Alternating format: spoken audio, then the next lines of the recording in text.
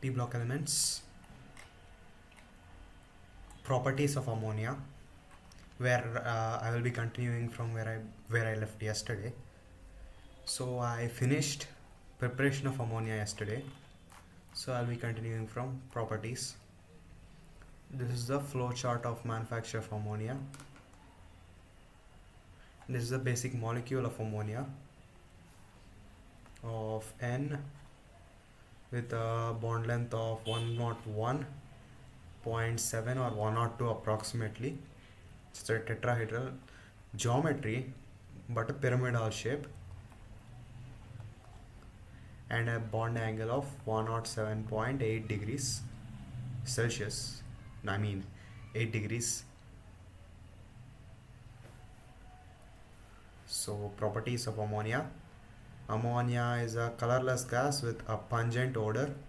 It is freezing and boiling points are 198.4 and 239.7, which is very high compared to the nitrogen, which is the dinitrogen gas which we saw yesterday, which was at 77 or so.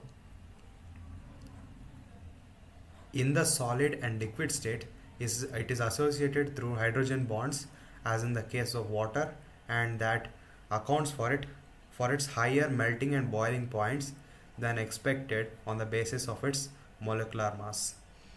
Because it has a hydrogen and of course an electronegative atom of nitrogen, it can have hydrogen bonding, which will increase the melting and boiling points because of the high attraction. The ammonia molecule is trigonal pyramidal with the nitrogen atom at the apex, meaning at the top.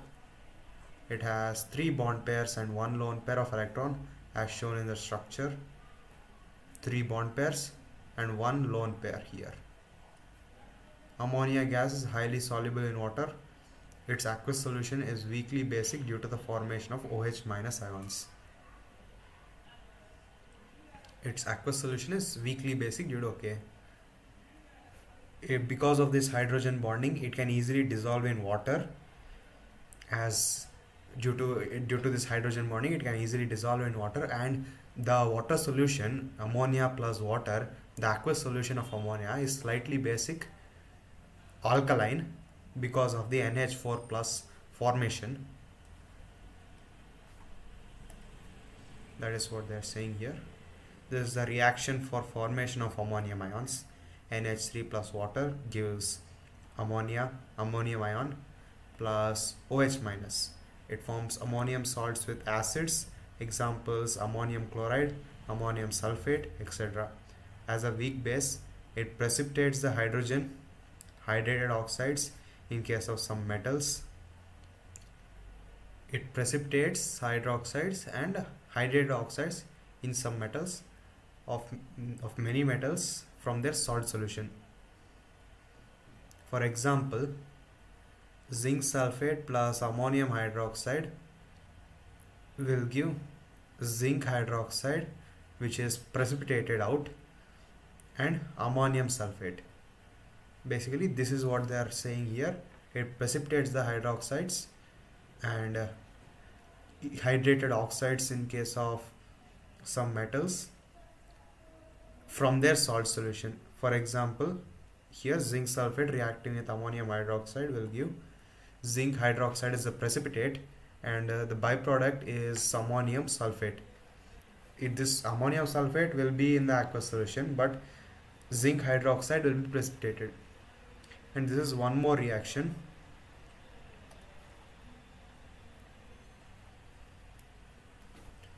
Ferric chloride or iron chloride will react with ammonium hydroxide to give ferric oxide, water of crystallization, and plus ammonium chloride salt.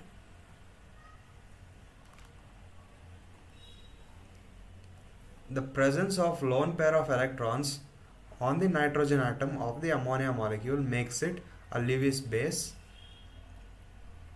Lewis base can donate. There are 3 theories of the acid base, and in the Lewis theory, H plus, not H plus. Electron donor is a base and electron acceptor is an acid. As nitrogen has lone pair of electrons and it can donate these electrons, it is considered a Lewis base. It donates the electron pair and forms linkage with metal atoms or ions, and the formation of such complex compounds finds application in detection of metal ions such as Cu2 plus and Ag plus.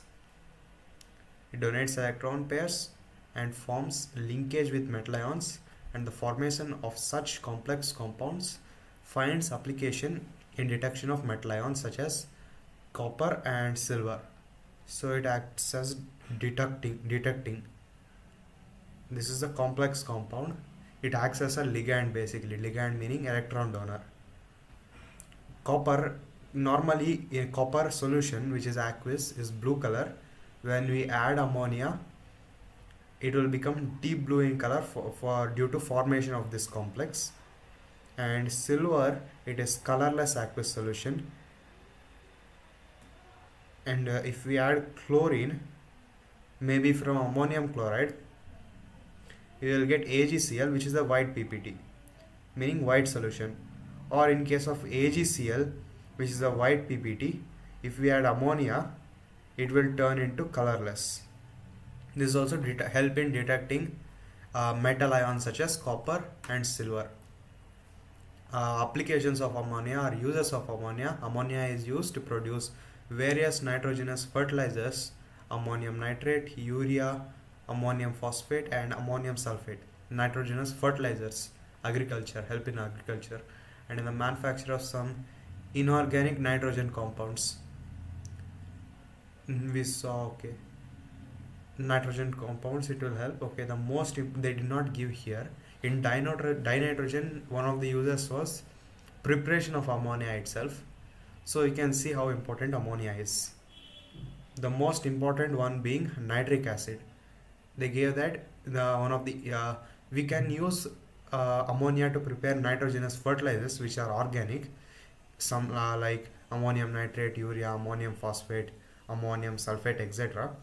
And the inorganic compounds also we can prepare, and the most important one is nitric acid.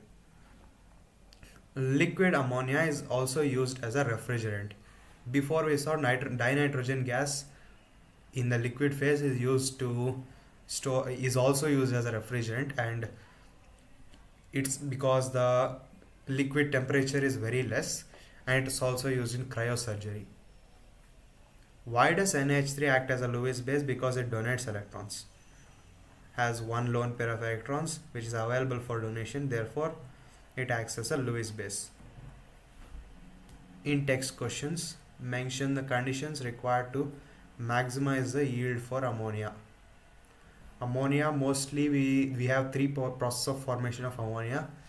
One is natural, which is through urea decomposition and such, and the second one is small scale preparation of ammonia through ammonium salts, which is also only small scale.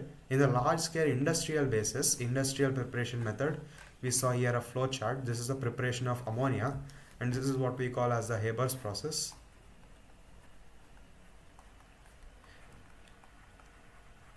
For the maximizing the yield for ammonia, we need to follow the Haber's process. In the Haber's process, the optimum temperature of 773 Kelvin, which is kind of high, and need for catalysts like ferric oxide, potassium oxide and aluminum oxide, or that is the new one, or the old one which is pure iron and molybdenum as a promoter. All these conditions, and of course the pressure being very high, with approximately being 200 atmospheres of pressure in the reactant side, following the Leach-Hartley's principle. As higher the pressure on the reactants, the more it is favorable for the formation of ammonia. These are all the methods to maximize the yield for ammonia. How does ammonia react with solution of Cu2 plus? ammonia reaction with copper, it will form a complex which we saw here. This is which will give a deep color, and its uses are like it is help in detection. The properties of ammonia being it is highly dissolvable in water. It has a 200 to 240 kelvins of freezing and boiling points. Hydrogen bonding will allow it to have this high boiling and melting points, and it can also dissolve in water very easily. It has a lone pair of electron which it can donate and act as a Lewis base, and it forms ammonium salts with acids. Ammonia reacting with acid to form salts, and it can precipitate hydroxides of metals.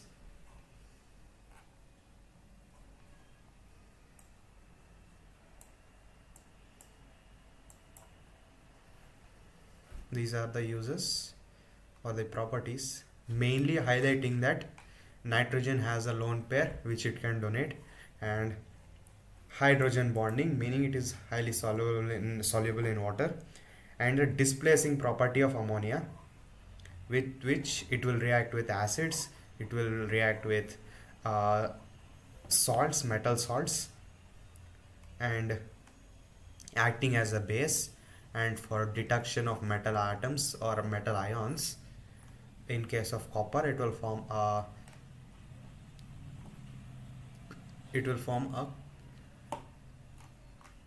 tetraamide copper.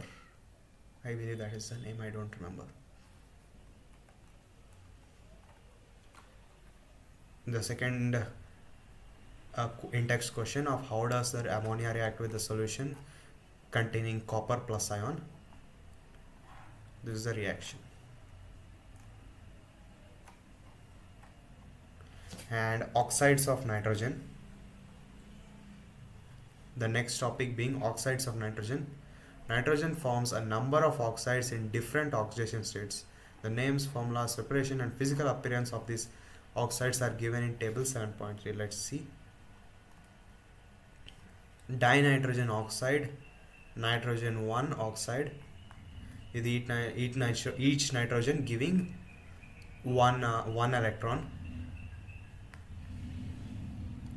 Oxidation state of the nitrogen is +1, which we can calculate and get the same. Common methods of preparation is ammonium nitrate is heated to give dinitrogen oxide plus water, which is a colorless gas, and it is not basic or acid, it is neutral.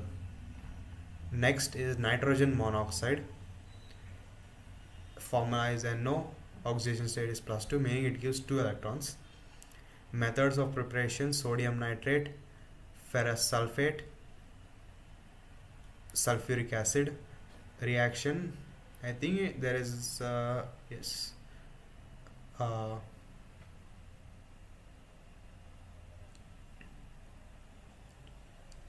this is basically a somewhat displacement reaction, and from this displacement reaction, NO, nitrogen monoxide, is a byproduct. As to why not directly mix N2 nitrogen and oxygen directly in their gas forms, or from that process, is also possible, but the temperature required is very high, which is approximately 2000 Kelvin. Because of that, we use other methods. And this is a displacement reaction of sodium nitrate reacting with ferric sulfate in presence of sulfuric acid or acid medium, which will give us ferrous sulfate,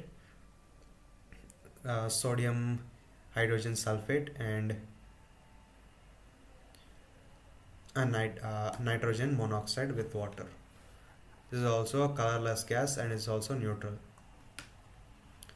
Dinitrogen trioxide, 2 nitrogen with 2 oxygen, the oxidation state is +3. Nitrogen monoxide reacting with N2O4 which is dinitrogen tetraoxide at 250 Kelvin to give N2O3, which is all the first two gases we saw were colorless and neutral, but the third one of the dinitrogen trioxide, it is blue and solid along with being acidic. It is a preparation method is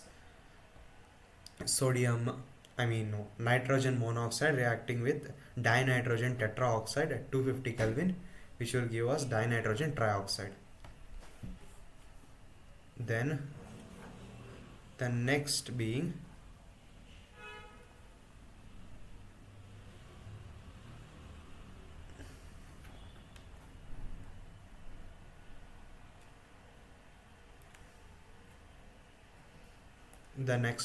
nitrogen dioxide, NO2,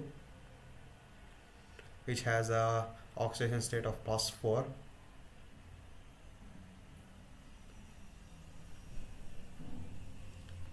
Has a +4 oxidation state, and it is prepared through lead nitrate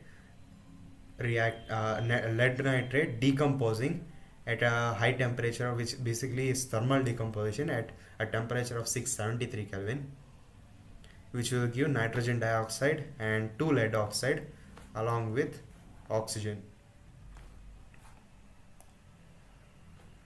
And this is a brown gas. It is acidic in nature. Dinitrogen tetraoxide, N2O4, oxidation state of +4, used in the process of preparation of dinitrogen trioxide. If we cool nitrogen dioxide, we will get dinitrogen tetraoxide, and if we heat dinitrogen tetraoxide, we will get nitrogen dioxide.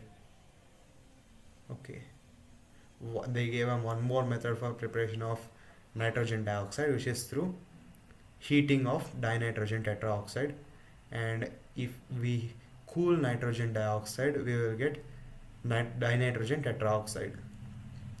It is colorless, solid. It can be solid or liquid. It is acidic in nature. Dinitrogen pentaoxide, nitrogen 5 oxide, N2O5, oxidation state of +5. Nitric acid plus P4O10 will give HPO3, phosphoric acid, and dinitrogen pentoxide, which is colorless solid. It is acidic in nature. So let's read all the preparation methods once more. Dinitrogen oxide, N2O, which is a +1 oxidation state, which will ammonium nitrate will decompose thermally to give dinitrogen oxide and water. It is colorless gas and neutral.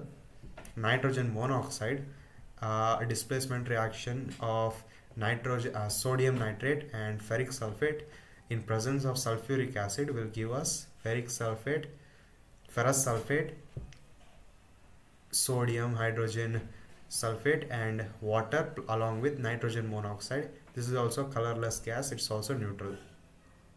Dinitrogen trioxide, it's a +3 oxidation state. Nitrogen monoxide reacting with dinitrogen tetraoxide at 250 Kelvin will give us 2 molecules of dinitrogen trioxide, which is blue in color. It's solid and it is acidic. Nitrogen dioxide, only two of the following here are neutral, meaning oxidation states of +1 and +2 are neutral, but from +3, +4 and +5 all are acidic in nature.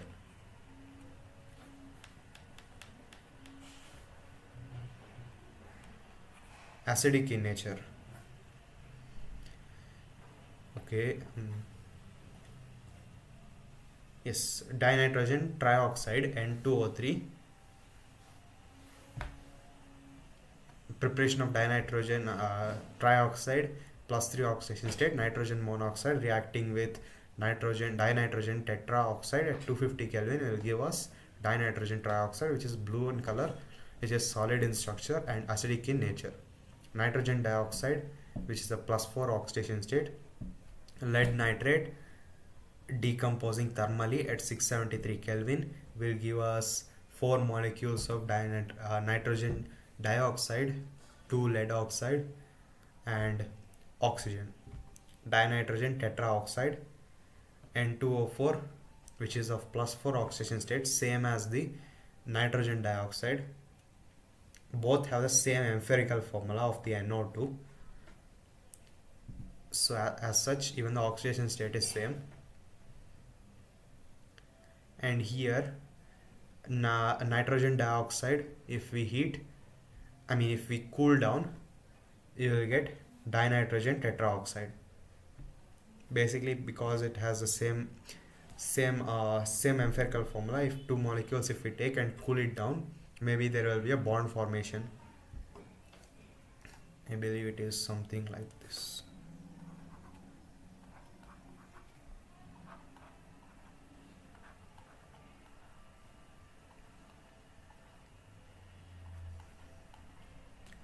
This might be the structure of N2O4, which is dinitrogen trioxide. As for N2O,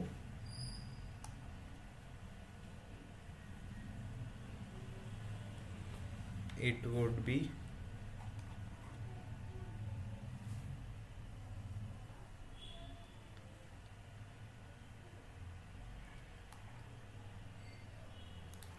this.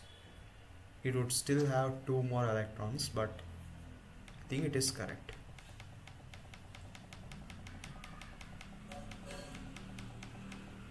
Okay, dinitrogen tetraoxide is done, and dinitrogen pentaoxide, the +5 oxidation state, which is nitric acid reacting with P4O10. I don't know what that name is, so I'm going to say P4O10 itself will give phosphoric acid and 2-nitrogen pentaoxide, dinitrogen pentaoxide, which is also colorless, solid, and acidic. We see that only nitrogen trioxide, dinitrogen trioxide +3 oxidation state is solid, and dinitrogen tetraoxide can also be solid or liquid, and dinitrogen pentaoxide is solid at +5 oxidation state. So +3, +4, and +5 can yield a solid liquid products. That doesn't mean these can't be liquefied, just what they give NCERT. Lewis dot main resonance structures and bond parameters of oxides are given in table 7.4. These are the structures of the oxides of nitrogen. N2O, dinitrogen oxide with a +1 oxidation state. It seems to be a bond between nitrogen double bond and oxygen double bond. It will be resonating. Okay.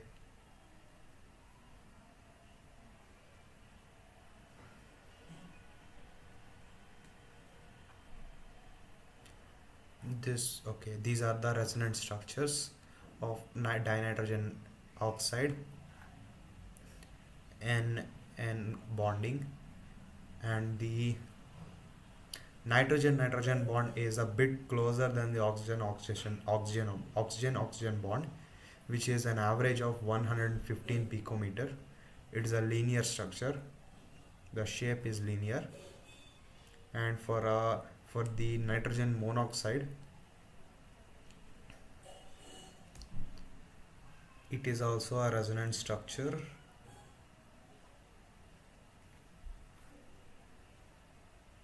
Where the electrons are going to shift from oxygen and nitrogen, where it seems to be only a single electron here which is shifting. It has a 115 picometer bond length, and dinitrogen trioxide, it seems to be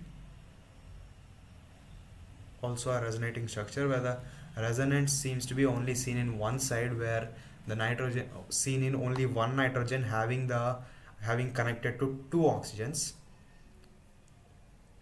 and there doesn't seem to be a resonance in here in this side, where oxygen has sufficient electrons, so it is not resonating here. But in this case the bonds are shifting and it is a resonant structure. And they gave a bond angle, it's a planar structure, meaning it's in a single plane. The bond angle between the single nitrogen and oxygen is 105 degrees, and in the second nitrogen the bond angle between oxygen is 130 degree, and the bond angle between nitrogen and oxygen is 170 degree. The bond length is very high compared to the before molecules, which is around 186 picometer. The nitrogen are getting further away here, and these bond lengths are also around 121 picometer. Okay, yes, the next molecule is nitrogen dioxide, where we see it's a common structure, a resonance on the two oxygen molecules, two oxygen atoms. And this is angular, meaning it's a bend shaped, and the angle is 134 degrees, and the bond length is 120 picometer. We can say it's angular or bend shaped. And dinitrogen trioxide, dinitrogen tetraoxide, nitrogen bond, it is basically this molecule getting bond between the two nitrogens, nothing more. As these nitrogen have a single electron left, they make a covalent bond with that electron, and there will be resonance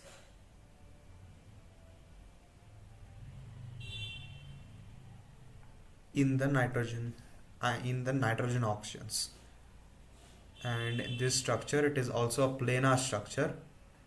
All these structures are planar, and the nitrogen bonding, it is less than the nitrogen bond in the dinitrogen trioxide, but is definitely more than other bonding.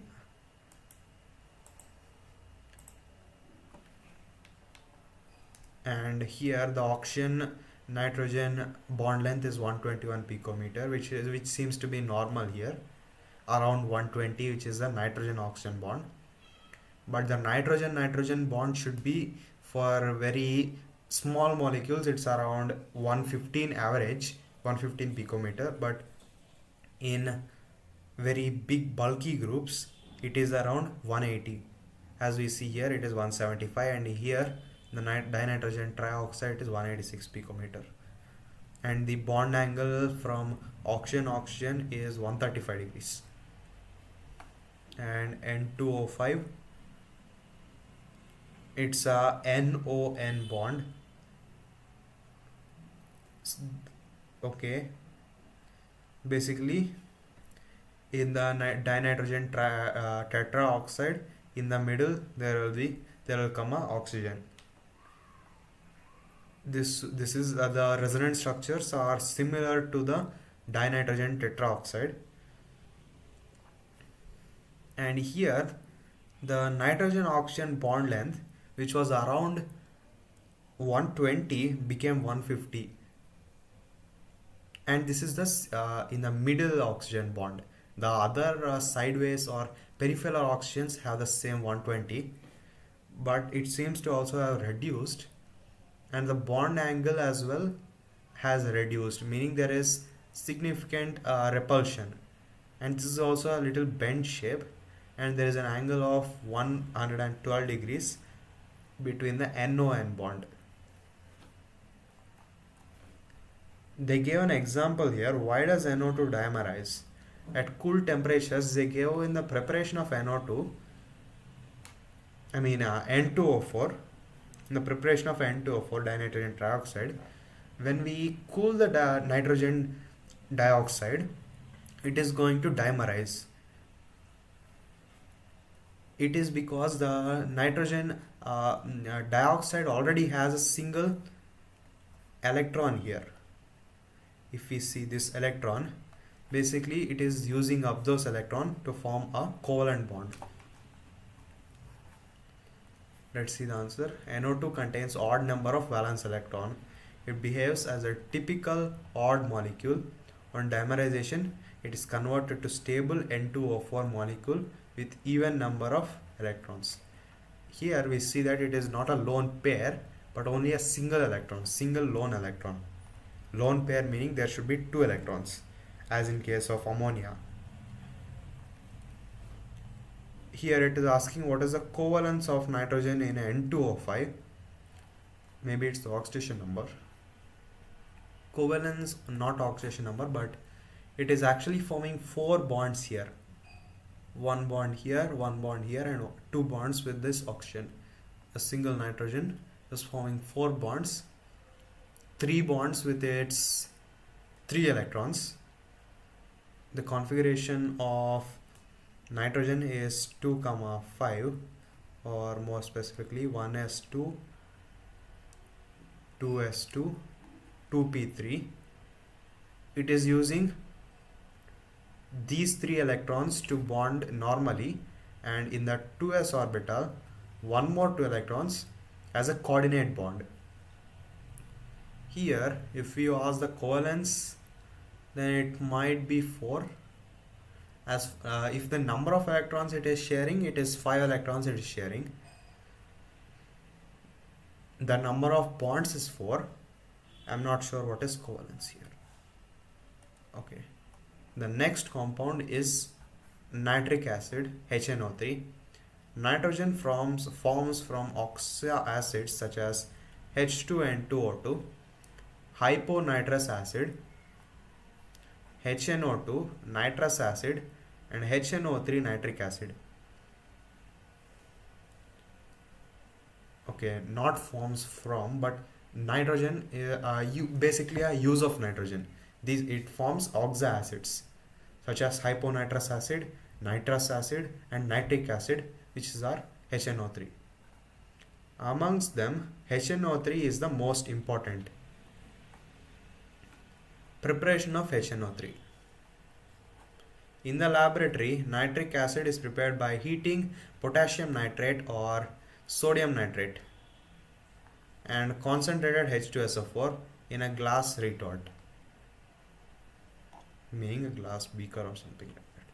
Sodium nitrate in presence of sulfuric acid will undergo thermal decomposition, because they said heating here, to give sodium hydrogen sulfate and nitric acid.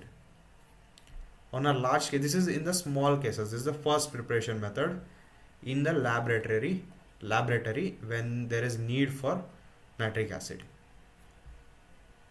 But on a large scale we can't use such things, so on a large scale ammonia is used. It is prepared mainly by Ostwald's process. It is important reaction like the Haber's process. This method is based upon catalytic oxidation of ammonia by atmospheric oxygen. This method is based upon catalytic oxidation of ammonia by atmospheric oxygen. Okay, catalyzed oxidation. Oxidation meaning we can define oxidation as addition of oxygen or removal of hydrogen, or we can define oxidation as loss of electrons. Here the method is based upon catalytic oxidation of NH3 by atmospheric oxygen. Basically for ammonia they take 5 oxygen they take. This is from the atmosphere, and this seem to take a platinum and a RH gauge catalyst. Platinum RH gauge catalyst with 9 bars of pressure and 500 Kelvin temperature. This will give us nitrogen monoxide and 6H2O. Nitric oxide thus formed combines with oxygen to give NO2. Nitrogen monoxide reacting with oxygen to give NO2. From this, nitrogen dioxide so formed dissolves into water to give HNO3, NO2 plus H2O to give nitric acid plus nitrogen monoxide. NO thus formed is recycled and aqueous HNO3 can be concentrated by distillation up to 68% by mass. Further concentration to 98% can be achieved by dehydration with concentrated H2SO4. Okay. The second method of preparation is called the Ostwald's process, which is based upon catalytic oxidation of ammonia through or by atmospheric oxygen. Basically, it has first three steps. First step, ammonia reacting with oxygen with catalyst of platinum and RH gauge catalyst at 500 Kelvin temperature and 9 bars of pressure, which will give us nitrogen monoxide gas along with water. And the second step being not here but here. The second step is the nitrogen monoxide formed will react with oxygen in the air to give nitrogen dioxide. This nitrogen dioxide will again react or dissolve in water to give us our final product of nitric acid.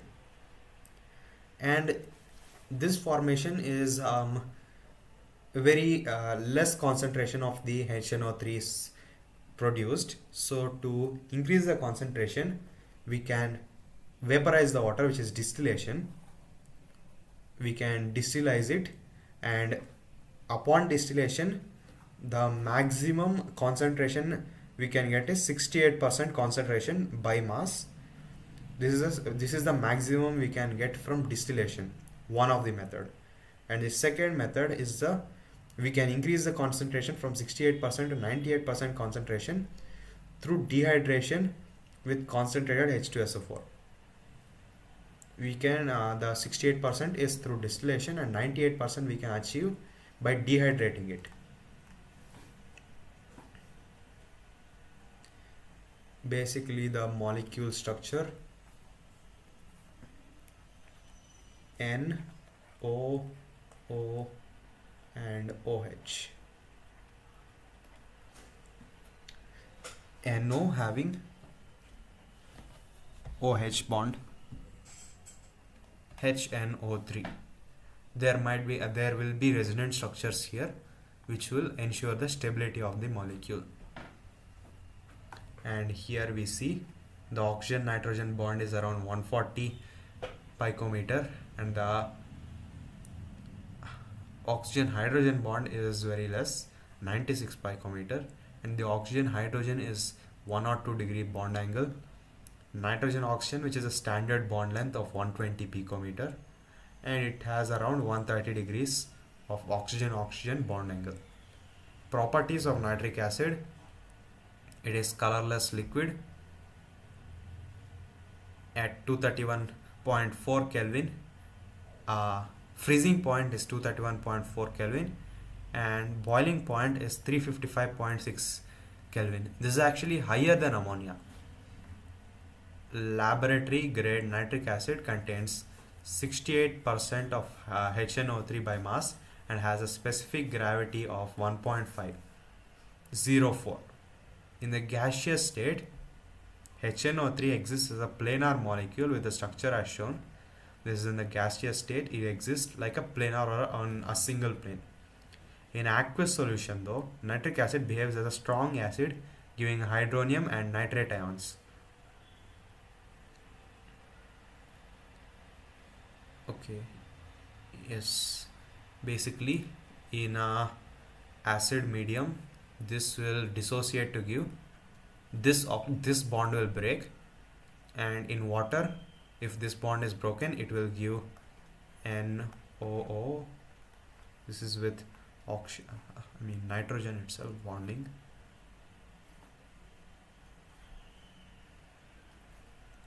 This is a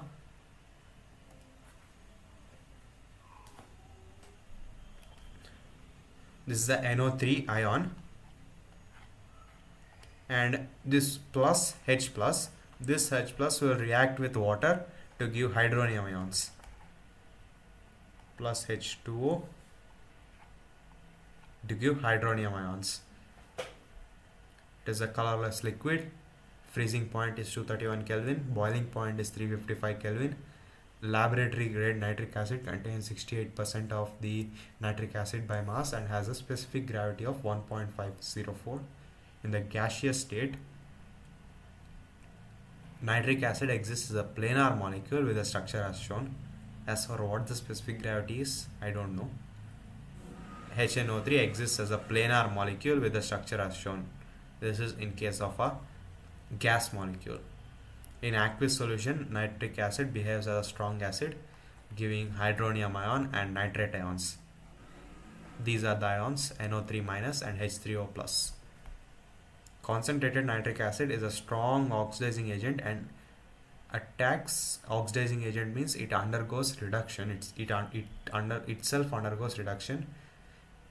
Reduction is removal of hydrogen, so it will easily remove the hydrogen, and because of that it acts as a strong oxidizing agent and as an acid, and attacks most metal except noble metals such as gold and platinum. Gold and platinum are very less reactive because of stability. The products of oxidation depend upon the concentration of the acid.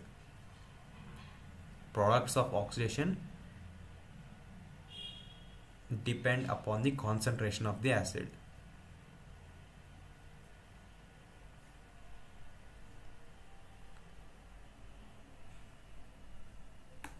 Okay, the what products we get from reacting with this HNO3 depend upon the reactant itself or a concentration of the acid.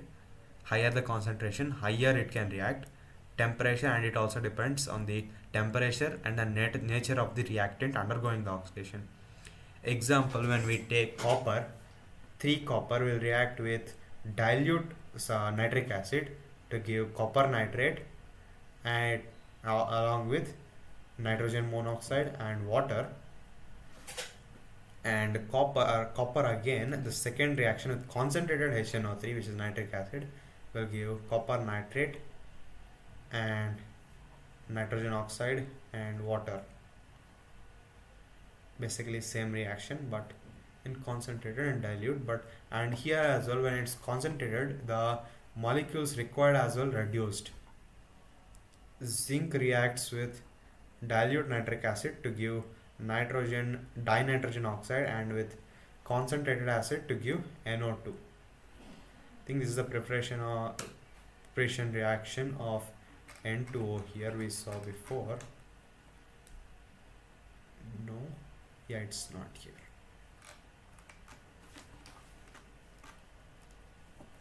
Where 4 zinc reacts with dilute nitric acid to give zinc nitrate, water and dinitrogen oxide. This is in case of the dilute nitric acid. In copper we saw that the product remained same, but the amount was reduced. The total amount of required materials, the cost or the efficiency increased as we increase the concentration, but the products did not change. But in case of zinc, if we react with dilute HNO3 or nitric acid, we will get zinc nitrate, water and dinitrogen oxide. But if we react with concentrated HNO3, we will get the main product, it is zinc nitrate and water, which will remain same, but the byproduct of dinitrogen oxide with a +1 oxidation state will be changed to nitrogen dioxide. This has a +4 oxidation state. Here nitrogen has a +1 oxidation state. It is a completely different molecule we got here. Some metals, example chromium, aluminium, do not dissolve in concentrated nitric acid because of the formation of a passive film of oxide on the surface. Actually, one more thing is, copper doesn't actually react with weak acids like dilute, not dilute, but it doesn't react with weak acids. It only reacts with strong sulfuric acid or nitric acids, because copper has a positive reduction potential or standard reduction potential. Because of that, it will only react with strong acids. Okay, let's continue reading. Some metals, chromium, aluminum, do not dissolve in concentrated nitric acid.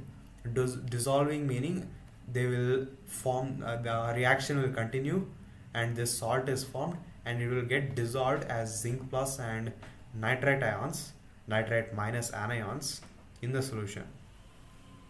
But in case of chromium, aluminum, this is stopped by formation of oxide on the surface. Oxides will be formed on the surface. This will prevent further moving of the reaction. Concentrated nitric acid also oxidizes non-metals and their compounds. Basically, concentrated nitric acid also oxidizes. Normally, non-metals tend to not get oxidized. They prefer taking the electrons. But this nitric acid is such a strong acid that it can even oxidize non-metals. Iodine is a halogen, is oxidized to iodic acid, carbon to carbon dioxide, sulfur to sulfuric acid, and phosphorus to phosphoric acid, HPO3. The reactions is iodine to HNO3, which will give hydrogen iodoxide, no, I'm not sure of the name, with nitrogen dioxide, and this is the iodo acid, basically, I guess. Yes, anyways.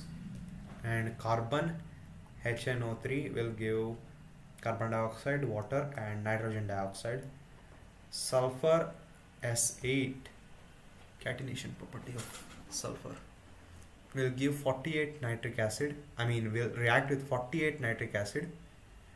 It will give 8 sulfuric acid, 48 nitrogen dioxide, and 16 water.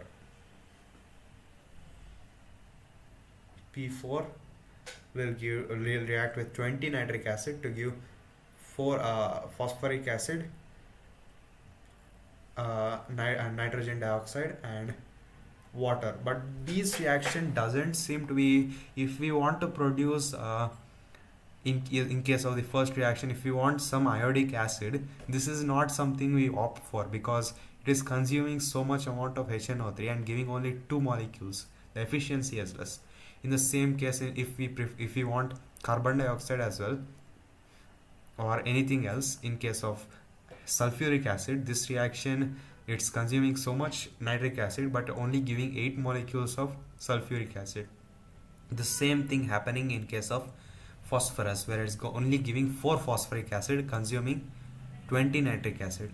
But this can be used when we need nitrogen dioxide, because there is more amount of nitrogen dioxide being produced here. And the second, Brown ring test. The familiar Brown ring test for nitrates depends on the ability of Fe2 plus to reduce nitrates to nitric oxide. Okay, nitrates, okay, which react with Fe2 plus to form a brown colored complex. The test is usually carried out by adding dilute ferrous sulfate solution to an aqueous solution containing nitrite ion, and then carefully adding a concentrated sulfuric acid along the sides of the test tube. A brown ring at the interface between the solution and the sulfuric acid layers indicate the presence of nitrite ion in the solution. What they're saying is the brown ring test. Let me read again. Actually, let's see the reaction first. This is NO3 minus ion reacting with 3 ion plus, it seems to be in an acidic medium because we have H plus, and it will give nitrogen monoxide, which we can call it as a nitric oxide, Maybe this is the nitrate ion. Yes, this is the nitrate ion reacting with iron in acidic medium to give nitrogen monoxide, which is the nitric oxide, and this is the ferric ions. Fe2 plus are, I believe, ferrous ions, and Fe3 plus is a ferric ion plus water, and this is a complex of hexa aqua ferrate, no, iron hexa aqua. I don't remember the complex name. Nitrogen monoxide reacting with nitrogen monoxide. It seems to be this nitrogen monoxide is from the above reaction, and to give a brown color where, okay, it seems nitrogen is acting as a ligand, replacing one H2O from inside the complex, giving water. Let's see the paragraph again. Let's see the reaction, first step of the reaction again. First step, nitrate ion reacting with ferrous ions, Fe2 plus ions, and acidic medium to give Fe3 plus, which is ferrous ions, ferric ions, and nitrogen monoxide. So what is happening here is, it is iron is getting oxidized. Iron is getting oxidized and nitrogen is getting reduced. No. Hydrogen is getting reduced. Hydrogen H plus, 4 H plus ions, it is getting reduced to give water molecules. Nitrogen is actually providing electrons and iron is getting oxidized, whereas H plus ions are getting reduced. Okay, this is the first step. Nitrates reacting with ferrous ions to give ferric ions plus nitrogen monoxide and water. I believe this nitrogen monoxide will react with FeH2O6 times to displace one H2O and act as a ligand, and this will give a brown color PPT or a solution. Maybe it is a test to detect nitrate ions. Brown ring test, the familiar brown ring test. Yeah, it is for nitrates. Depends. It is a test for detecting nitrates. Nitrate meaning NO3 minus. Depending on the ability of like Fe2 plus to reduce nitrates to nitric acid. As iron is getting oxidized, it is actually acting as a reducing agent. The power for Fe2 plus to reduce nitrate into nitric oxide, which is NO, and this nitric acid which is formed, oxide which is formed, which reacts with Fe2 plus to form a brown colored complex. The test is usually carried out by adding dilute ferrous sulfate. Okay, this Fe2 plus ions where we get from is FeSO4 minus. FeSO4 minus, FeSO4 salt in a solution will dissociate as Fe2 plus plus SO4 2 minus. In the brown ring test, where we get the ferrous ions is, we get it from the ferrous sulfate salt, which reacts with ferrous ions to form a brown colored complex. The test is usually carried out by adding dilute ferrous sulfate solution to an aqueous solution containing nitrate ion, and then carefully adding concentrated sulfuric acid between the solution, and sulfuric acid layers indicate the presence of nitrate ion. As I said before, this H plus is provided by H2SO4. As H plus is provided, it's an acidic medium, and that is formed by the concentrated sulfuric acid. Adding dilute ferrous sulfate solution to an aqueous solution containing nitrate ion, and then carefully adding concentrated sulfuric acid along the sides of the test tube.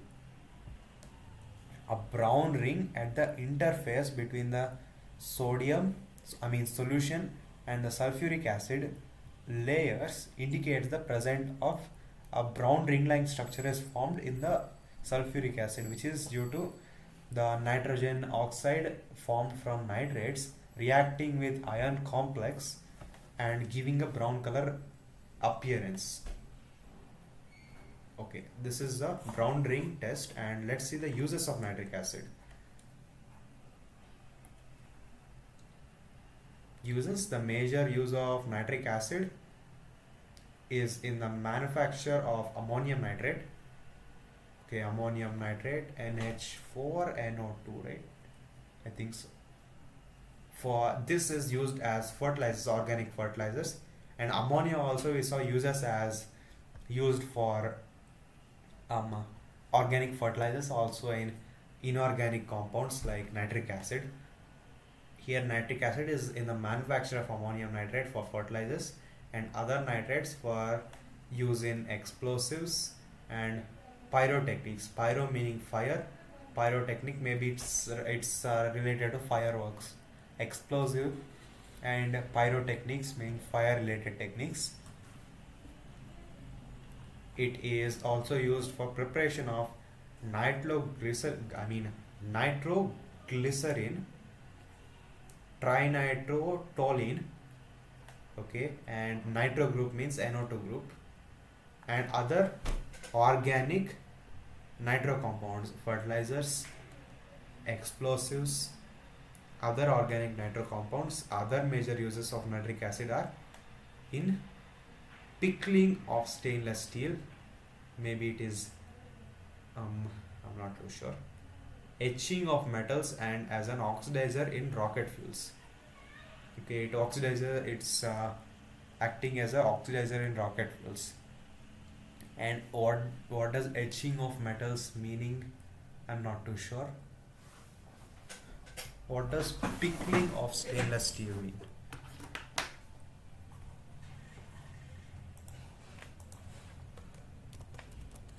Nitric acid used in pickling of stainless steel. What does that mean?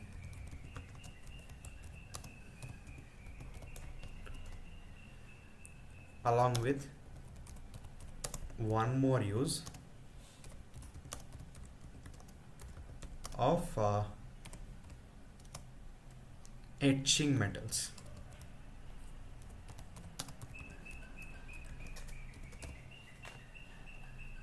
Pickling of stainless steel refers to chemical process used to, okay, it's used as a cleaning for the metal surface, removing of oxides, as oxides like ferric oxide and rust will be formed, or sulfur content in other like Ag silver compounds. In case of why only nitric acid is because in case of stainless steel, nitric acid was often used with hydrofluoric acid,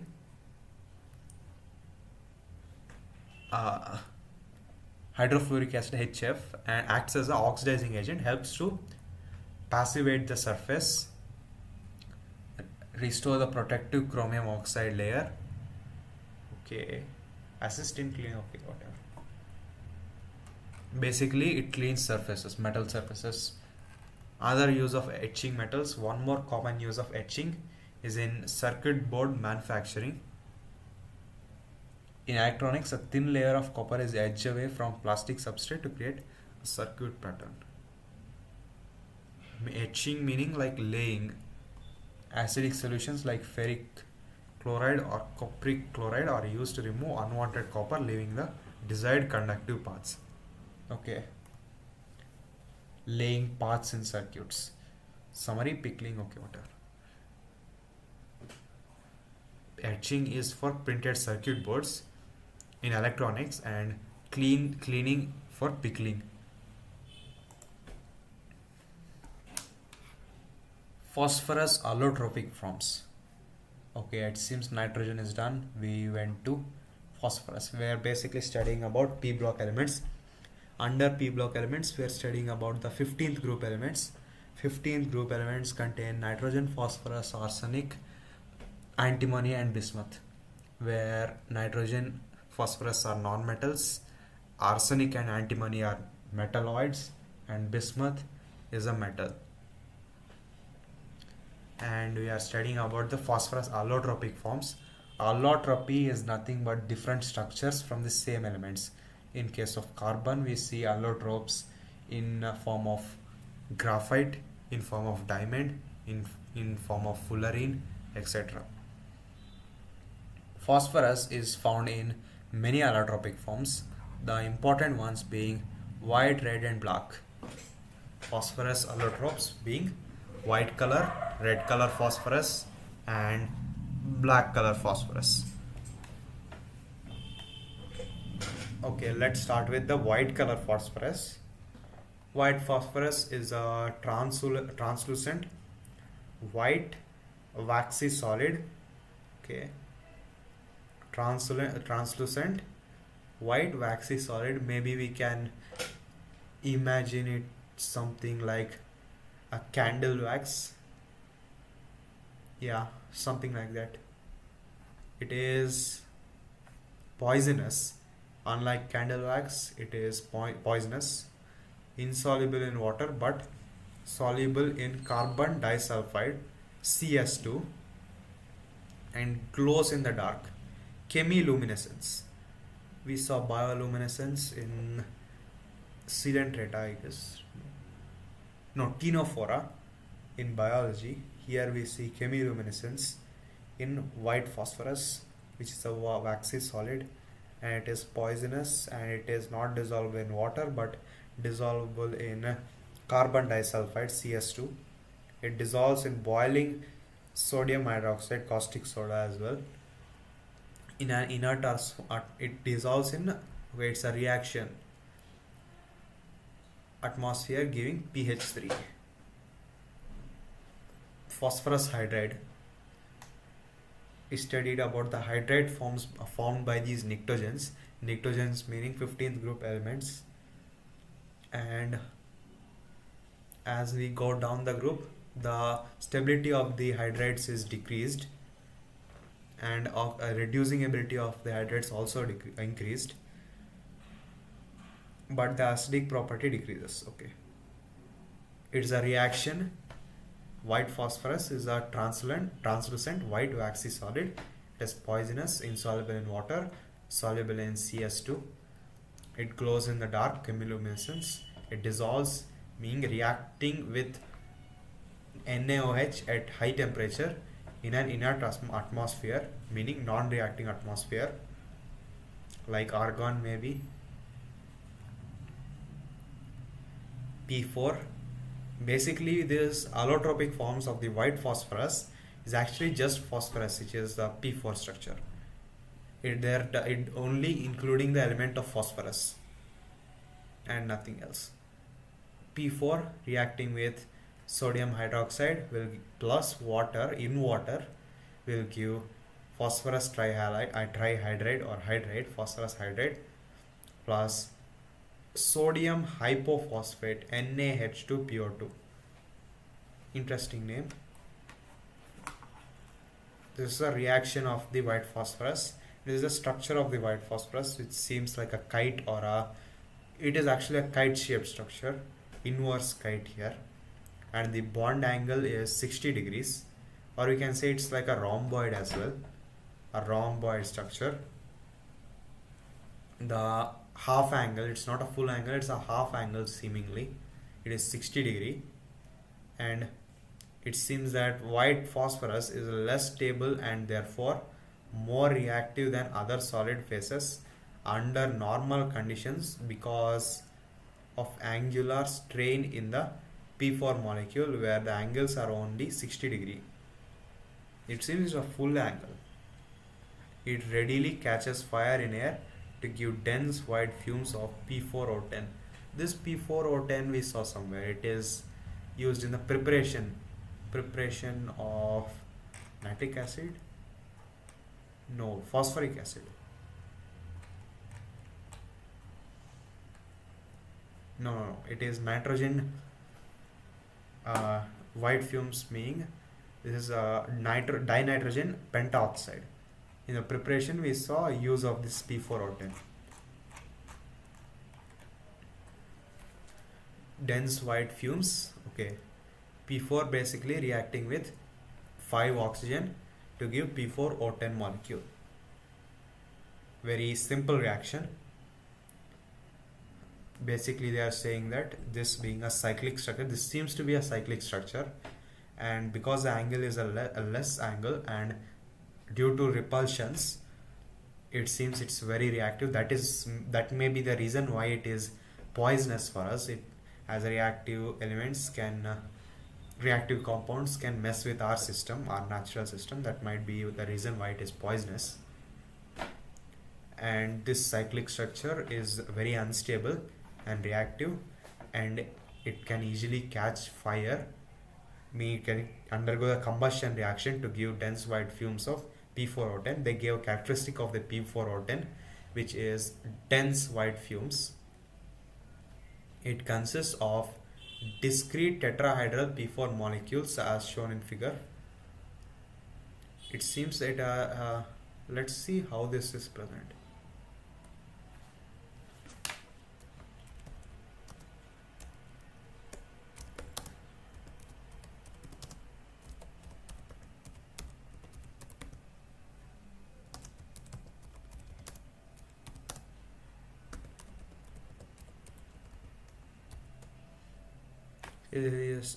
It seems to be. What does it being in discrete units mean?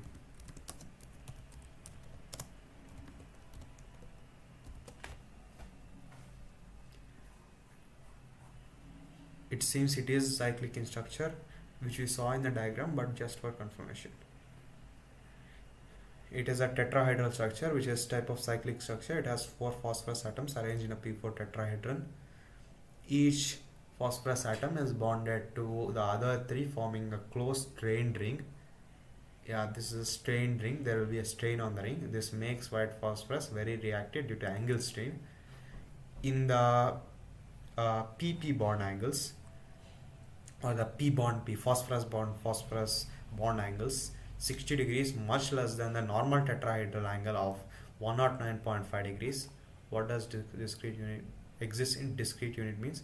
It exists as separate individual P4 molecules, not as a continuous network or extended lattice. These molecules are held together by van der Waals forces, not covalent bonds. Okay, there is no bonding between the white phosphorus molecules. Does that mean it has less boiling point, or as such? It might be. So when the white phosphorus melted or vaporized, it stays as P4 molecules, unlike substances like diamond or quartz, which are extended networks and don't exist as discrete molecules. Okay, let's continue. Okay, that is, it consists of discrete tetrahedral P4 molecules. That is the end of the white phosphorus, which we are going to study out. Next is red phosphorus. It is obtained by heating white phosphorus at 573 Kelvin in an inert atmosphere for several days. Oh my. When red phosphorus is heated under high pressure, the temperature is 573 Kelvin, which is indeed high. Under high pressure, a series of phases of black phosphorus is formed. Okay, this is a formation of black phosphorus. Red phosphorus is obtained by heating white phosphorus at 573 Kelvin in an inert atmosphere for several days. Basically, white phosphorus heat many days, this is many days, gives red phosphorus.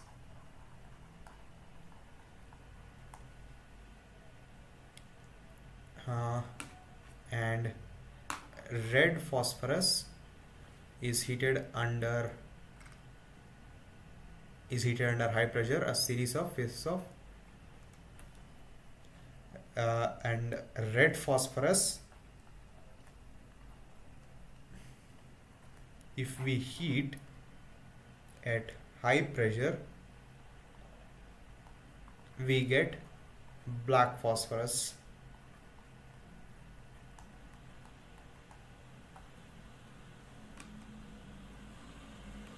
Okay.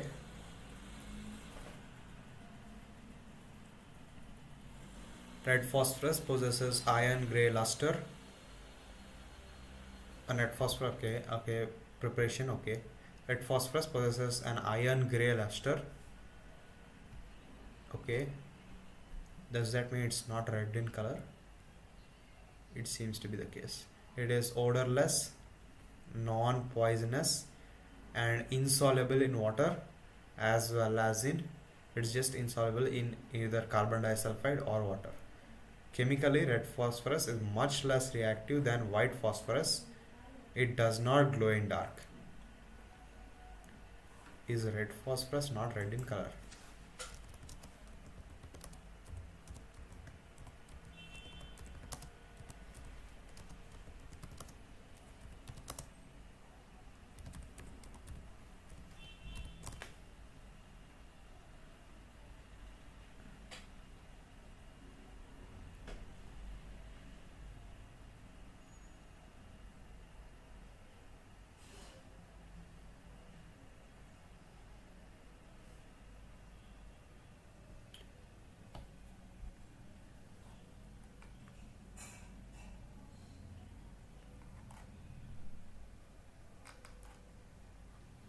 It exists, it seems to exist in many colors. It possesses an iron gray luster, odorless, non-poisonous, insoluble in water, as well as in carbon disulfide. Chemically, it is much less reactive than white phosphorus. It lacks chemiluminescence luminescence ability, which is glowing in the dark basically. This is the red phosphorus structure. Basically, it is similar to white phosphorus, but in case of white phosphorus there was no bonding in between in intramolecular or intrastructure here. Wait, there is a bond here. There is a bond here, but yes, there will be bonding inside as well, and there will be bonding outside, which is polymeric. Here we saw white phosphorus was not polymeric, it was a monomeric discrete unit, but red phosphorus is polymeric. It is polymeric, consisting of chains of P4 groups tetrahedra linked together in a manner as shown in figure 7.3. Black phosphate has two forms. It seems that is the end of red phosphorus. Basically only some things like it is gray luster, iron gray luster, non-poisonous, odorless, and it is polymeric in structure. And coming to the black phosphate, phosphorus, it has two forms, alpha black phosphorus and beta black phosphorus. So basically two divisions under the black phosphorus, alpha black and beta black. Alpha black phosphorus is formed when a red phosphorus is heated in sealed tube at 803 Kelvin. We saw that red phosphorus was prepared by using white phosphorus, which is heated at 573 Kelvin. Then alpha black phosphorus is created or produced when red phosphorus is heated in a sealed tube at 803 Kelvin at high pressure. It can be sublimed in air and has opaque, monoclinic and rhombohedral crystals. Rhombohedral crystal, rhombus shaped maybe. I'm not sure about what does monoclinic mean. Opaque meaning it is not translucent like in the waxy white phosphorus. It is completely opaque and it exists as rhombohedral crystals, and it can be sublimed. Sublimed meaning it can be turned to transform from a solid to gas. This is called sublimation.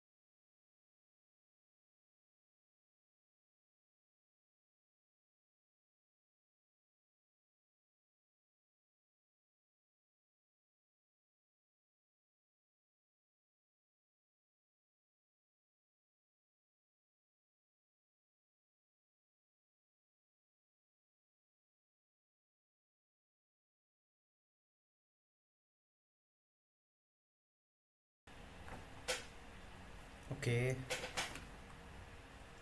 the alpha black phosphorus is formed when red phosphorus is heated in a sealed tube at 803 Kelvin. It can be sublimed in air and has opaque monocline or rhombohedral crystals. It does not oxidize in air. Okay, maybe it doesn't. It's basically saying it doesn't combust.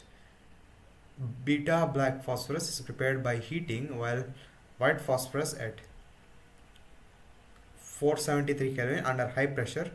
It does not burn in air up to 673 Kelvin. Both do not burn in air. And just a minute, I'll be back.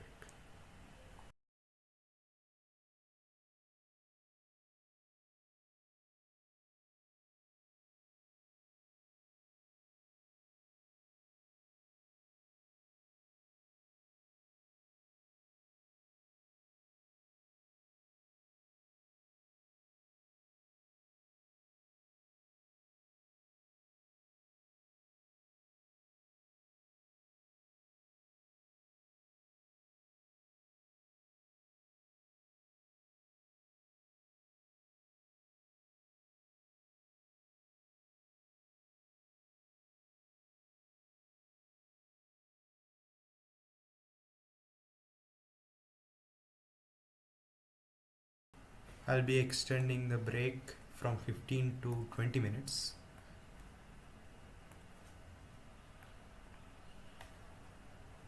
Okay then.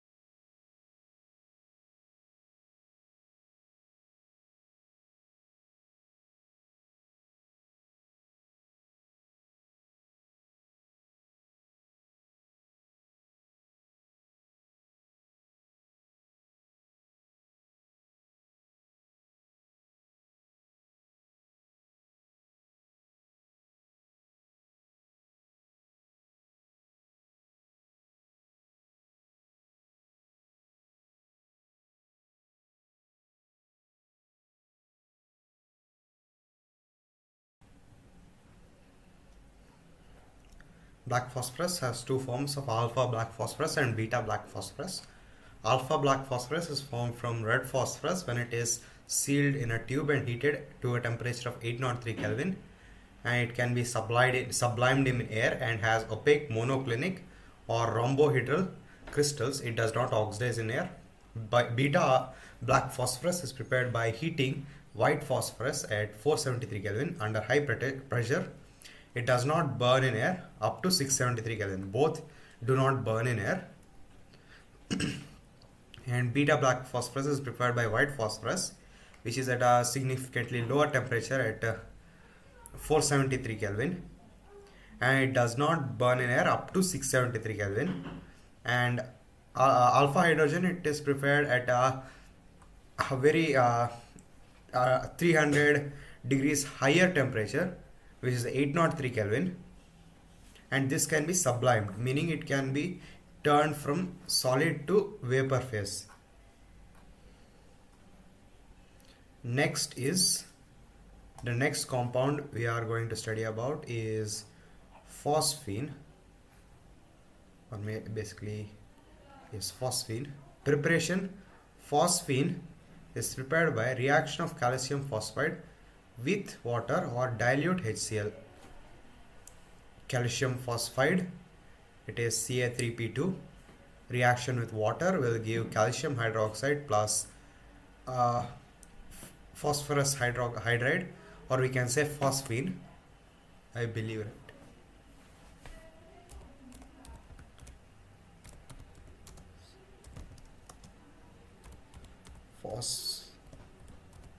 Phosphorus hydride. Yes, it is phosphine, phosphorus hydride. It can be created with a reaction from calcium phosphide with water or with HCl. Basically, H should be there, and from calcium phosphide we will get the P group. Only H we need, so either in water or in HCl we will get our phosphine.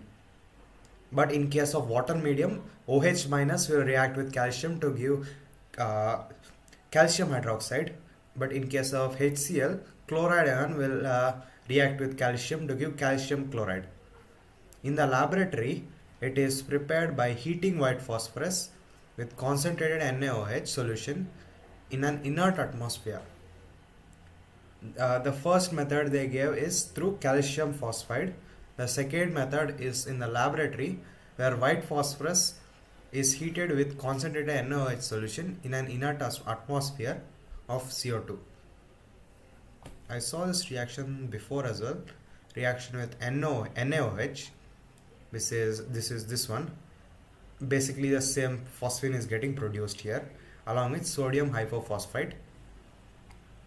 A reaction with white phosphorus plus NaOH will give phosphine and sodium hypophosphite. Exact same reaction here as well.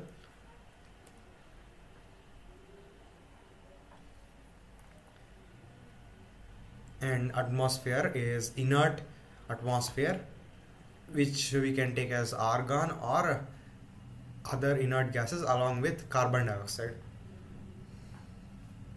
When pure, it is not flammable but becomes inflammable owing to the presence of P2H4 or P4 vapors. White phosphorus is very flammable, and when it is burned, it will release white fumes of P4H10, I mean O10,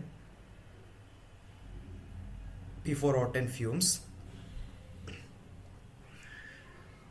And this P2O4O10 is used in the preparation of nitrogen dinitrogen pentaoxide. Basically, inflammable means it can be burned. Inflammable, non-inflammable means it's not able to burn. In the pure form, pH3 is non-combustible, but when presence of P2H4 or P4 vapors, it will burn. To purify it from impurities, it is absorbed in HI to form phosphonium iodide, which on treating with potassium hydroxide of phosphine, we will get plus HKOH gives potassium iodide plus water plus pH3. Basically, to purify the phosphine from this reaction, we can add it to a hydrogen iodide solution, which will give us a phosphonium iodide molecule. This, if we react with potassium hydroxide, we will get potassium iodide, water and phosphine. Properties of phosphine: it is a colorless gas. Basically, phosphine is pH3.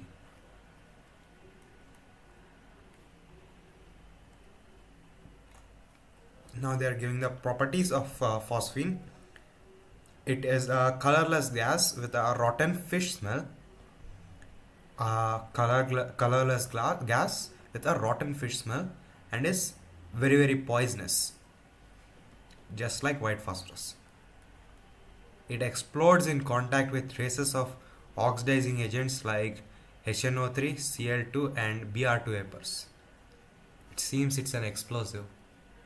Phosphine will explode when in bringing contact with oxidizing agents. Oxidizing agent meaning it will help in undergoing oxidation. So when phosphine is oxidized, it will explode. It is slightly soluble in water, but black phosphorus, we saw it, not black phosphorus, red phosphorus was not at all soluble in either water or carbon disulfide, and white phosphorus was soluble in water, non-soluble, insoluble in water and soluble in CS2.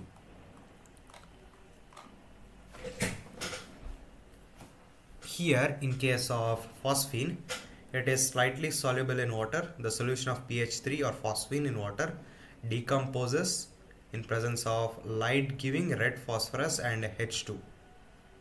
Solution of pH3 in water decomposes in the presence of light giving red phosphorus and H2.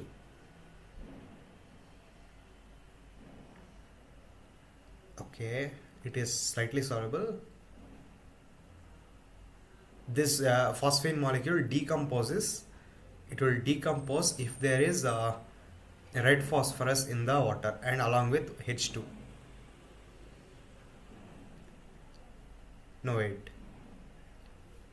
No. Basically what they are saying is pH3 in water will decompose to give a light giving red phosphorus. Maybe it is chemiluminescence. Phosphorus plus H2 gas is liberated. This happens if we dissolve it in water. When absorbed in copper sulfate or mercury chloride solution, the corresponding phosphides are obtained. The first case, phosphine plus copper sulfate, will give us cupric Cu3P2, where the oxidation state is +2, I believe, and 3H2SO4, which is sulfuric acid, and HgCl2 plus 2pH3 will give us mercury Hg3P2 plus 6HCl. When absorbed in copper sulfide or mercuric chloride solution, we will get phosphides are obtained. Okay. In case of if in copper sulfate solution, we will get a cupric phosphide. In case of a mercury chloride solution, we will get a mercury phosphide. Phosphine is weakly basic like ammonia, gives phosphonium compounds with acids. Example, This is the phosphonium chloride before we saw, where purifying, if phosphonium iodide, we purified with KOH to get potassium iodide H2 and a pure phosphine. Phosphonium compounds, if we react with HBr on acid, we will get a phosphonium bromide or phosphonium compounds. Uses: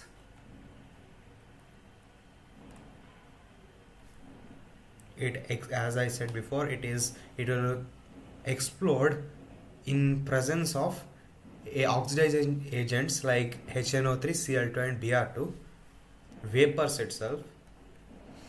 Its uses are: the spontaneous combustion of phosphine is technically used in home signals. Containers containing calcium carbide and calcium phosphide are pierced and thrown in the sea when the gases evolve and burn and serve as a signal. Is also used as in smoke screen. We saw reaction with water. When calcium phosphide reacts with water, it will give phosphine.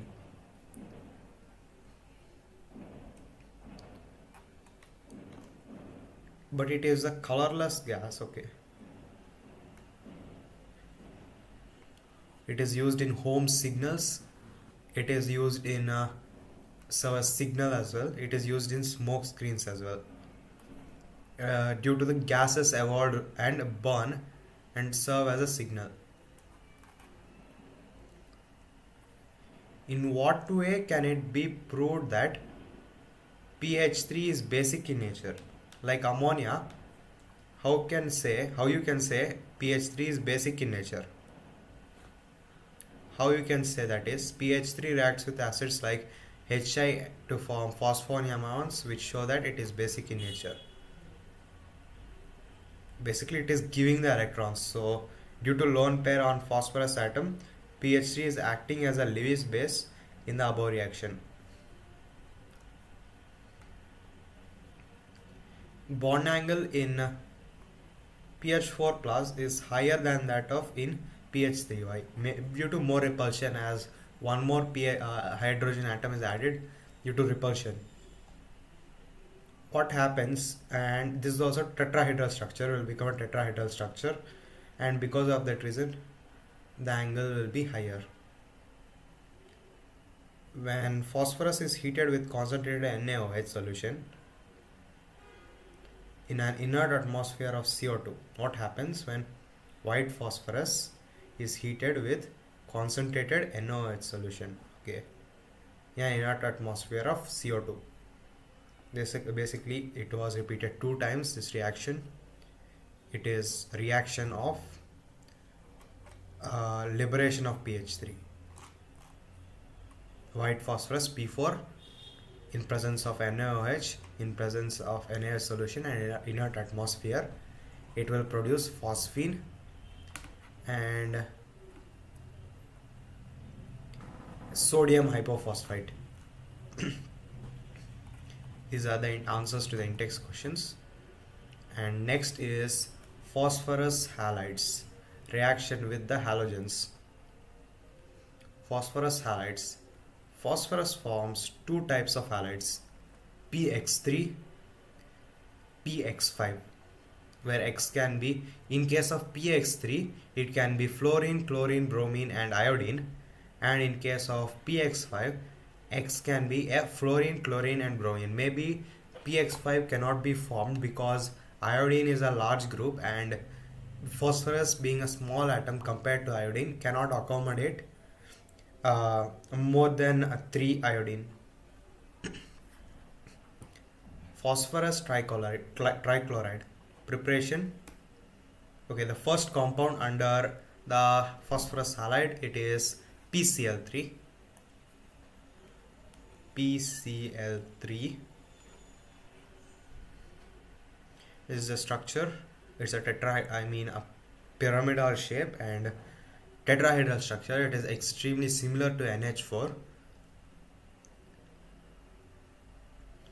Is the NH3, ammonia. A preparation of this phosphorus trichloride is obtained by passing dry chlorine. It is obtained by passing dry chlorine over heated white phosphorus. Dry chlorine with heated white phosphorus will give us phosphorus chloride. It is also obtained by the reaction of thionyl chloride SOCl2 with white phosphorus. White phosphorus plus thionyl chloride will give us PCl3, SO2 and S2Cl2. Properties: it is a colorless, oily liquid. It is a colorless, oily liquid and hydrolyzes in the presence of moisture. Hydrolyzes, meaning it will get attached to hydrogen maybe. Here phosphoric acid is formed when reacting with water. An oily liquid hydrolyzes in presence of water. Two preparation methods: one, passing a chlorine gas, dry chlorine gas over heated white phosphorus, and the second is reaction of white phosphorus with thionyl chloride. And it is a reaction with phosphorus trichloride with water, which will give phosphoric acid and HCl, hydrochloric acid. It reacts with organic compounds containing OH groups such as acetic acid. This is methanol. Yes, ethanol. Organic compounds containing OH groups such as acetic acid and ethanol. Reaction with ethanol, it is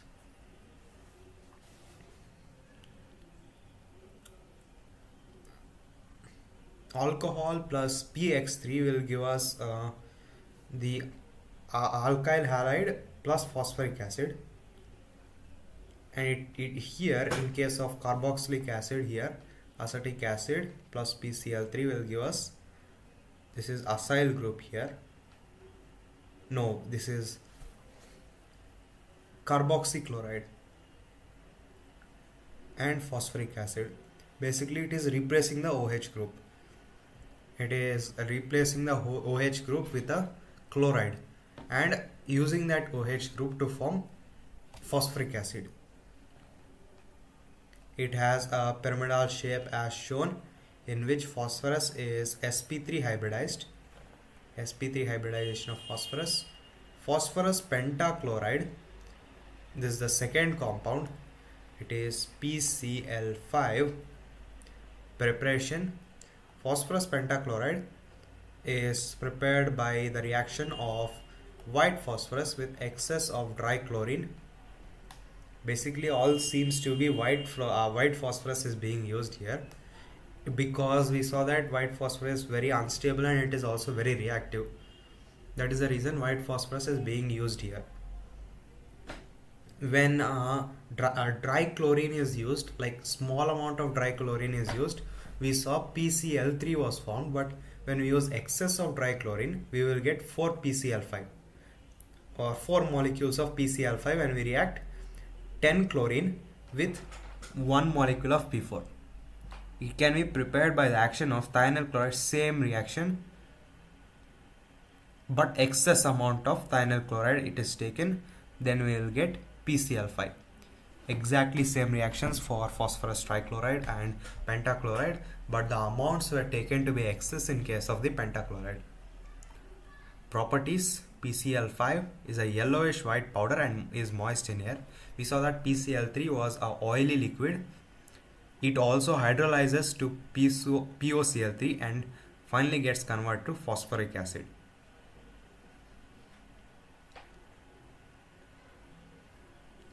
Yes, it is a yellowish white powder and in moist air. The first is its property, which is that it is a yellowish powder, and reaction is in moist air with water. It hydrolyzes to POCl3. The first reaction, PCl5 plus water, gives POCl3 plus 2HCl. And this POCl3, if we again react with water, then it will give us phosphoric acid and of course hydrochloric acid.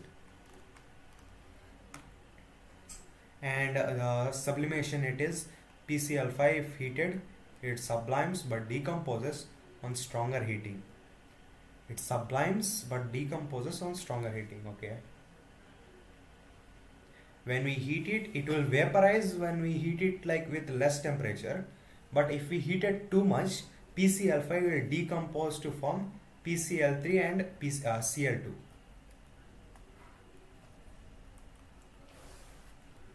And here as well, it will react with OH containing groups, converting them to chloro derivatives, basically replacing OH group with chlorine.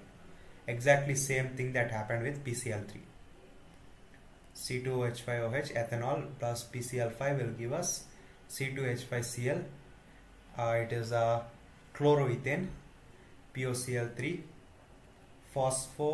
phosphoxy trichloride plus hydrochloric acid, HX. This is a haloalkane preparation method. And in case of carboxylic acid, we will get a carboxychloride, POCl3 plus HCl. Finely divided metals on heating with PCl5 give corresponding chlorides.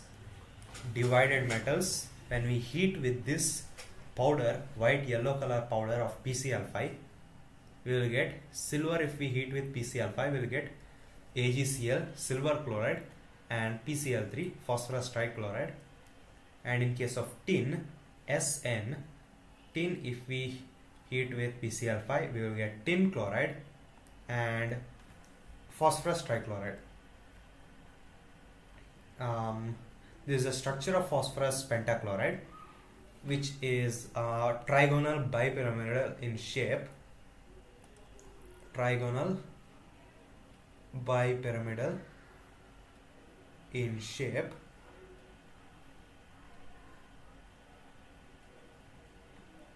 Yes, this is the shape.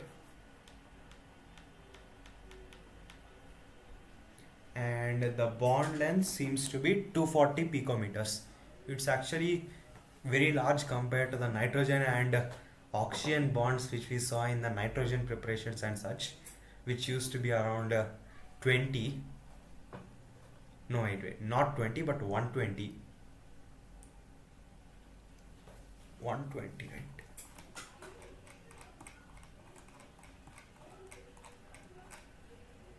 Yes, it's around 120 and 115. Yes, 120, not 20. It may be because chlorine is actually a large group. It's the number difference, the atomic number and the shell difference, it increases the size very much. And these two chlorine have a bond length of 240 picometer, whereas the triangular chlorine have a average or approximate bond length of 200 picometer or 202 picometer. And this PCl5, it is used in the synthesis of some organic compounds. Example, C2H5Cl. Yes, this is, as I said before, haloalkane preparation, and CH3COCl as well. In gaseous and liquid phases, it has a trigonal bipyramidal structure as shown. The three equatorial, yes, these bonds, these 240 picometer bonds or Cl are called axial bonds. These bonds, axial bonds, whereas these triangle like bonds, these are equatorial bonds. Based on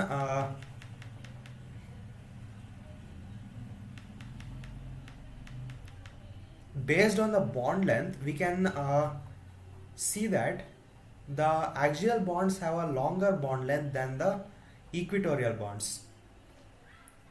Maybe it is due to we can say that the axial bonds are weaker bonds than equatorial bond pairs. Maybe that is possible because this bond length is higher. Maybe we can say that they are weaker bonds. Let's see.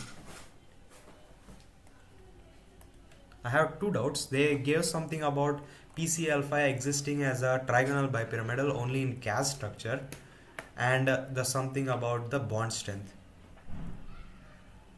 The PCl5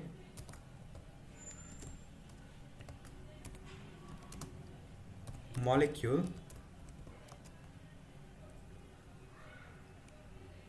has stronger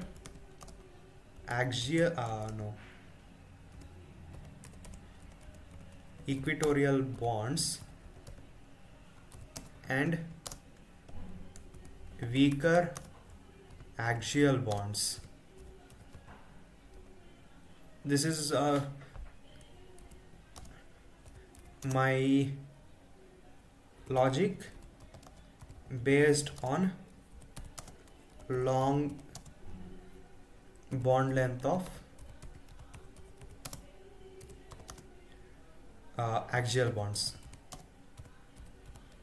I have one more doubt. If it is true,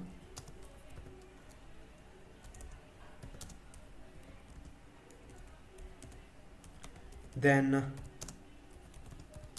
does every or most trigonal bipyramidal compounds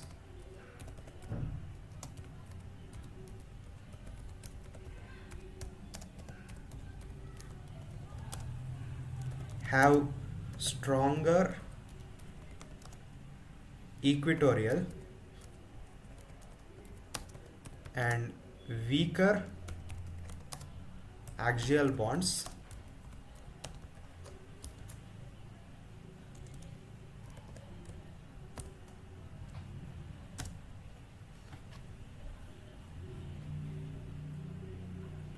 The molecule adopts a trigonal bipyramidal geometry, 3 equatorial bonds, angle having 120 degrees, axial bonds having a 180 degree and 90 degree to the equatorials. Bond lengths, axial are longer than the equatorial ones, greater electron repulsion, what they gave exactly in NCERT. Longer bond means weaker bond in general, so yes, the axial bonds are weaker than the equatorial bonds. Does this apply to all trigonal bipyramidal molecules? In many cases, yes. The same principle holds. Electron repulsion in the axial position is greater due to more 90 degree interaction. Wait, what? Electron repulsion in the axial position is greater due to more 90 degree interaction. Okay, as a result, axial bonds are often longer and weaker. More 90 degree interaction meaning, I believe, with the equatorial electrons. As a result, axial bonds are often longer and weaker. This is a general trend in molecules, trigonal bipyramidal geometry, especially when the ligands are in similar size and electronegativity. Exceptions and consideration: if the ligands are different, the molecule may dissolve to minimize repulsion. This changes the bond length and strength. In some hypervalent compounds, orbital mixing and d orbital participation may complicate the trend. Okay, fine. And I had one more doubt. Is the structure of PCl5 trigonal bipyramidal only in gas state? If so, what about in liquid and solid states?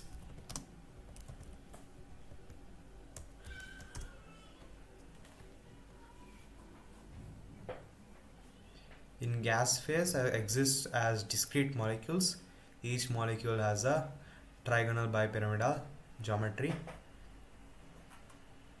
This is a basic valence shell electron repulsion theory or electron pair repulsion. So in gas phase, in liquid phase it's still mostly molecular, so trigonal bipyramidal mostly persists, but there may be some degree of ionic dissociation depending on conditions near the melting point. Okay, in solid phase, okay, in solid it does not exist as discrete molecules. Instead it ionizes to form a tetrahedral cation PCl4 plus and PCl6 an octahedral anion. This is due to ionic stabilization in the solid, forming ions to reduce repulsion and increase packing efficiency. Solid state PCl5 may be similar to how NaCl exists. I'm not too sure. So yes, okay, fine.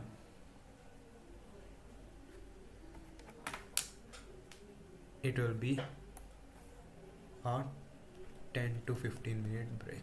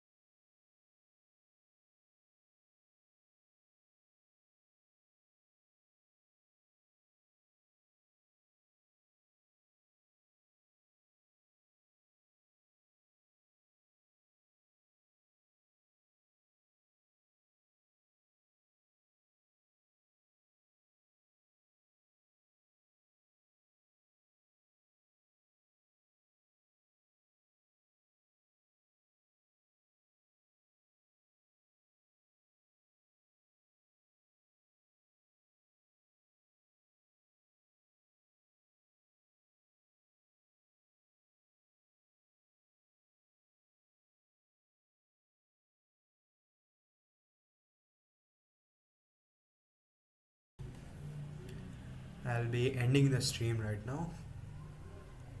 Okay, I'll continue later from phosphorus pentachloride in gaseous. Okay, basically properties of PCl5.